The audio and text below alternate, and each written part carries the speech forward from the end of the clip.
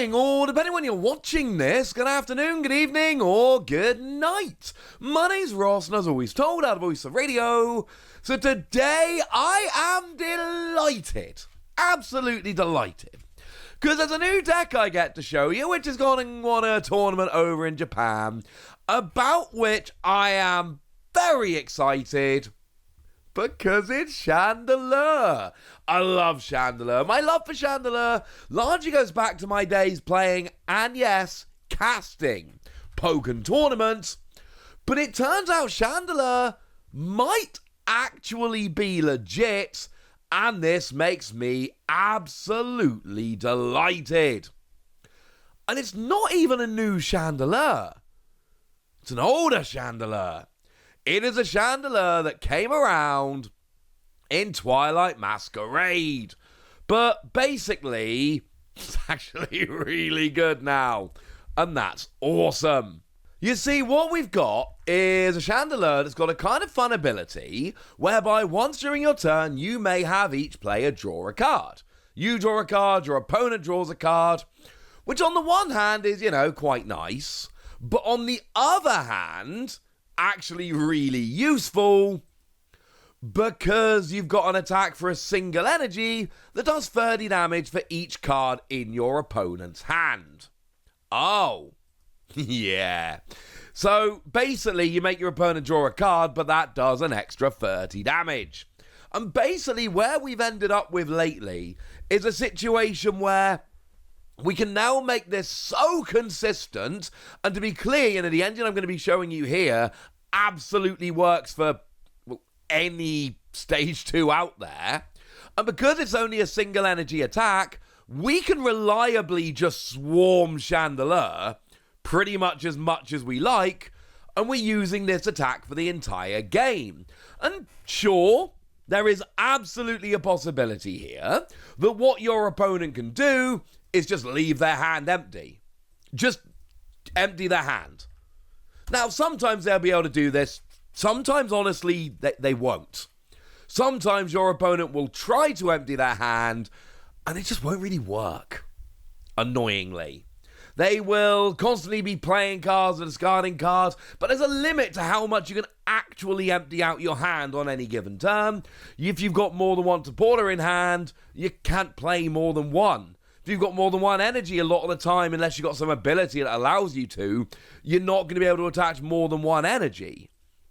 And especially when I then make you draw an extra card, which is an extra 30 damage, no, I'm not expecting this Chandelure to hit for 300 damage every turn. That's not the point. But hitting for 150 to 180 most of the time, and then having those occasional turns where I hit for more, yes. That I can absolutely get behind. This can absolutely work. Plus, of course, you've got a fun situation here where your opponent either has to keep cards in hand, yay, I do extra damage, or they have to try and play out cards or discard cards they want to keep, which is a win for me. Either way, I'm happy here as the Chandelure player. There is no other attacker in this deck, except for our old friend Budew. And Budew actually here is a really fun card, because Budew, of course, for 0 energy does 10 damage, that's negligible, but it stops you playing item cards from your hand. So the goal here is essentially twofold. Firstly, buy time to get Chandelure rolling, yay. Secondly, stop your opponent playing item cards, which means they're going to have a bunch of cards in their hand that they're not able to play. And some of the cards in their hand are going to be things like Ultra Ball, which not only is a -1 card in hand, it's actually -3, because you can use Ultra Ball to discard cards that you cannot get out of your hand any other way, except Ultra Ball doesn't work under Budew lock. So essentially you give up the first prize. You let your opponent KO Budew, but that gives you more time to get your first Chandelure up, which is awesome. And then at the same time, by the time your first Chandelure does come up, your opponent's got more cards in their hand, and they can't really do anything about it. It's wunderbar, ladies and gentlemen. Absolutely wunderbar. Yes, there will be some games where Chandelure just doesn't work, where your opponent genuinely can keep their hand small enough, but between the early game Budew and then coming and hitting with Chandelure, and you're hitting decent damage hopefully every turn, making your opponent draw cards while also incentivizing them to ruin their own hand, I think this is cool. So what other Pokemon are we playing? Dunsparce. This is such a wonderful, wonderful card. We've seen it a bunch. It's becoming a really fun draw engine because it's got runaway draw. Once during your turn, you may draw 3 cards, and then you shuffle this Pokemon and all cards attached to it into your deck. Well, the thing is, you're just playing Chandelure here. Like, all you're doing is playing Chandelure. So that gives you space in your deck to play around with some other stuff. And of course, Chandelure is drawing you a card every turn as it is. So when you combine the draw with Chandelure, that's going to make the Dunsparce come out more often, which is also going to help your draw. And this is what I meant about having a really consistent deck here. Your Chandelure are going to come out, which is awesome. The only other Pokemon we've got here is Shaymin. Shaymin is very simply just a way to protect your bench. You do have a bunch of weaker Pokemon sitting on your bench. This is obviously not an ideal situation. So this is just here to give yourself that little bit of protection, and hopefully you can then kind of survive for a little while. Now, moving over into trainers here, one thing we need to point out nice and quickly straight off the bat: Battle Cage. I told you guys this is one of the best cards in the new set in Phantasmal Flames. This is another deck in which it is just absolutely putting in a shift, because it stops your opponent dropping damage counters through abilities or attacks. And again, this combines with Shaymin because you have quite a vulnerable bench going on here. This is not something you really want to be leaving to let your opponent go through. So things like Dragapult, things like Monkey Dory, these become a lot weaker because you're playing around with this, and that is going to help very nicely indeed. But you really do kind of need the combination of Shaymin and Battle Cage here, just because against some decks, it's actually going to get super annoying. You do need some protection coming in on your bench here. What else have we got in terms of trainers? Well, there's actually a new one coming in this set, which is very important. It's Dawn. Dawn becomes incredibly important here because it searches out a basic, a stage 1 and a stage 2. Not only are you playing a stage 2 deck, but you're playing a Dunsparce. That is your draw engine. Yeah, see where we're going with this? What you essentially get to do then is play Dawn, and a lot of the time your stage 1 is going to be a Dunsparce, and that is going to then lead you to more draw, but you'll also get a stage 1 and a Chandelure coming in as well. So this is a way to both get your Pokemon out, make sure your Chandelure is rolling nicely, while also making sure that you can get your Dunsparce to keep your draw engine rolling. It's pretty important, honestly. Dawn becomes an awesome option. Elsewhere, your supporter cards are like exactly what you would expect. Yes, we've got Lily because Lily is a great draw option right now. But we also have Hilda.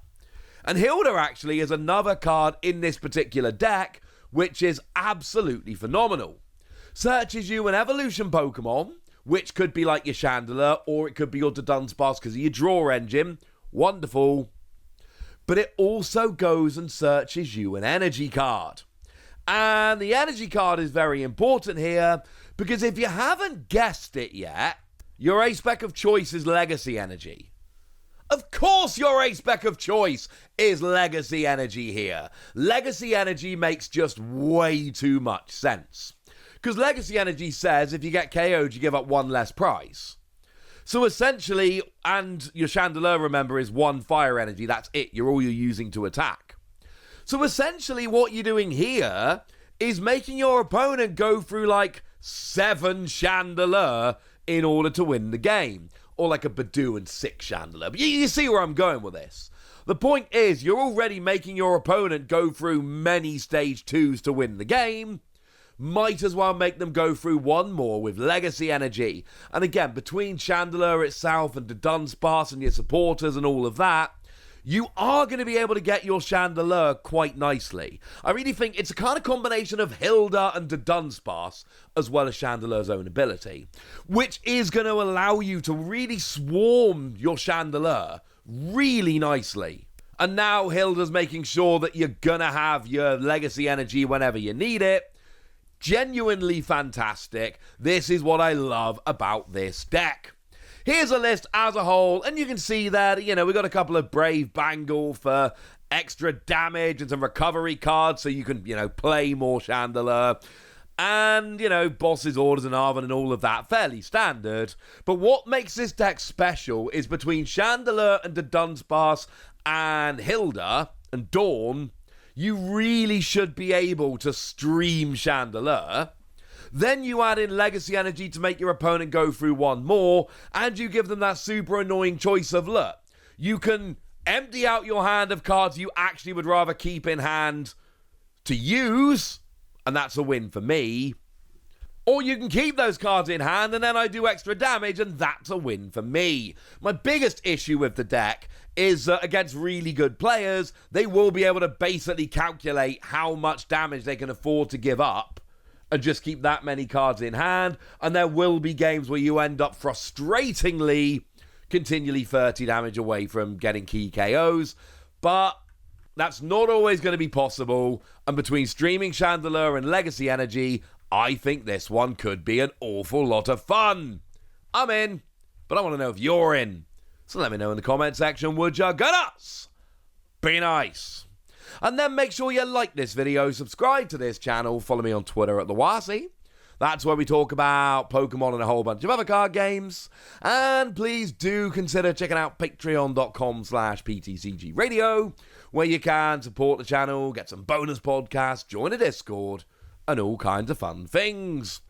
But by far the most important thing as always, look after yourselves till next time, would ya? Thank you very much for watching. My name's Ross, and you've been watching PTCG Radio.